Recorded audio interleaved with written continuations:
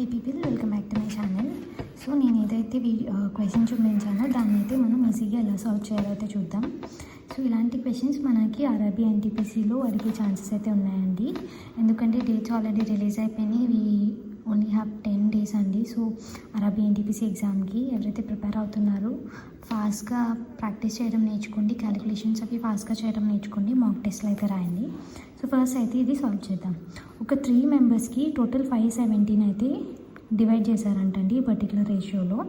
So మనల్ని ఏమడిగాడు, difference between the largest and smallest ratios అడిగాడు అనమాట. సో టోటల్ 570 కాబట్టి ఫస్ట్ ఈ 3 పార్ట్స్ని అయితే మనం యాడ్ చేద్దాం. సో 12, 14 అంటే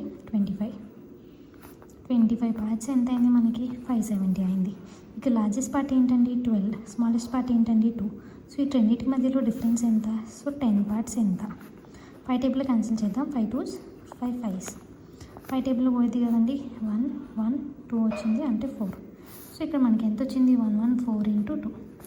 ఆప్షన్స్లో మనకి లాస్ట్ డిజిట్ 8 ఉంది అనుకోండి, అదే ఆన్సర్ అయిపోతుంది. అట్లా కాదు 8 అట్లా డ్యూయల్ నెంబర్స్కి ఉంది అంటే మనం అప్పుడైతే చేయాల్సి ఉంటుంది అనమాట. లేదు ఆప్షన్స్లో ఓన్లీ 8 ఒకదానికి ఉంది కాబట్టి మనం ఫస్ట్ డే 228 అయితే పెట్టచ్చు అనమాట. ఎక్స్ప్లెనేషన్ నచ్చిందా? సబ్స్క్రైబ్ చేసుకోండి.